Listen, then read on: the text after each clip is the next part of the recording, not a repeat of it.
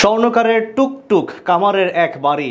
সাকিব আল হাসান যেন সেই কামার, যা 4 ওভার লাগেনি, শুধু 1 ওভারেই বদলে গেছে ম্যাচের ফলাফল। স্বীকৃত টি-20 ক্রিকেটে 500 উইকেট স্পর্শ করতে এখনো বাকি আর একটি উইকেট। তবে দলের অবিশ্বাস্য জয়ে যে হিরো বনে গেছেন তিনি। সাকিবের দুর্দান্ত বোলিংয়ের কল্যাণে অ্যান্টিগুয়া ও বারবুদা ফ্যালকন পেয়েছে অসাধারণ এক জয়, যা তাদেরকে নিয়ে গেছে শীর্ষে। বাকিটা জানবো রিপোর্টে। ক্যারিবিয়ান প্রিমিয়ার লিগে এবারের মৌসুমে সাকিব আল হাসানের দল অ্যান্টিগুয়া ও বারবুদা ফ্যালকন তাদের চতুর্থ ম্যাচে এসে পেয়েছে দারুণ এক জয়, যেখানে 8 রানের নাটকীয় জয় পেয়েছে তারা। টি-20 ক্রিকেট হোক বা যেই ফরম্যাট, 8 রান মানেই যে লড়াই হয়েছে রুদ্ধশ্বাস, সেটা বলার কোনো অপেক্ষাই রাখে না।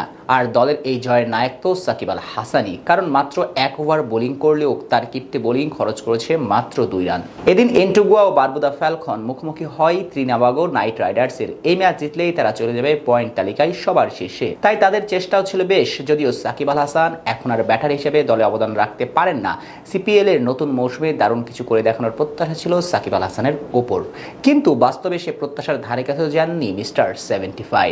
প্রথম 2 ম্যাচে ব্যাট হাতে সম্পূর্ণ ব্যর্থ হওয়ার পর এদিনও ব্যাটে হাতে হতাশ করলেন বাংলাদেশি অলরাউন্ডার। দল পরে বিপাকে, কিন্তু সেই সময় তার ব্যাট থেকে এলো মাত্র 13 বলে 7 রান, যে ইনিংসে একেবারে টি-20 মানদণ্ডের সঙ্গে যায় না। অনেকটা এমন মনে হচ্ছিল তিনি ভুলে গিয়েছেন কিভাবে টি-20তে ব্যাট করতে হয়। আগে ব্যাট করতে নামা দলের প্রথম 5 ব্যাটার ছিল ব্যর্থ, তবে শেষ দিকে ফ্যাবিয়ান এলেন ও অধিনায়ক ইমাদ ওয়াসিমের ব্যাটে ভর করে অ্যান্টিগুয়া ও বারবুদা ফ্যালকন সংগ্রহ করে 6 উইকেটে 166 রান। ইমাদ 39 ও অ্যালেন করেন 45 রান। এদিকে লক্ষ্যটা তেমন বড় ছিল না, তবে অ্যান্টিগুয়ার বোলিং লাইন আপ ছিল বেশ দুর্দান্ত। শুরু থেকে ক্যালিন মানরোর তাদের কাছ থেকে ম্যাচ ছিটকে দিচ্ছিলেন, তবে পঞ্চম ওভারে জোড়া আঘাত আনেন ওবেদ ম্যাককয়। 44 রান করতে মানরো খরচ করেন 18 বল। শেষ দিকে পোলার্ডো তোলেন ঝড়। একসময় মনে হচ্ছিল তাদের দিকেই ঝুঁকবে জয়, তবে 13তম ওভারে এসে দৃশ্যপট পাল্টে দেন সাকিব। একের পর এক ডট বল করেছিলেন তিনি। তৃতীয় বলে বিদায় করেন দ্যারন ব্রাভোকে, পরিণত করেন ফ্যাবিয়ান এলেনের ক্যাচ। টি-20 ক্রিকেটে এটা তার 499তম উইকেট।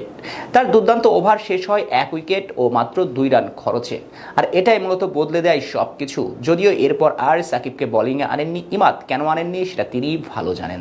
শেষ পর্যন্ত নাটকীয় লড়াইয়ে ফ্যালকন জয় পায় 8 রানে।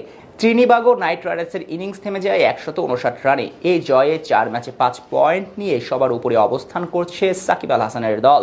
আগামী শনিবার পরের ম্যাচে মাঠে নামবে তারা, যেখানে 8 রানের নাটকীয় জয় পেয়েছে তারা। টি-20 ক্রিকেট হোক বা যেই ফরম্যাট, 8 রান মানেই যে লড়াই হয়েছে রুদ্ধশ্বাস, সেটা বলার কোনো অপেক্ষাই রাখে না। এই জয়ে 4 ম্যাচে 5 পয়েন্ট নিয়ে সবার উপরে অবস্থান করছে সাকিব আল হাসানের দল। আগামী শনিবার পরের ম্যাচে মাঠে নামবে তারা।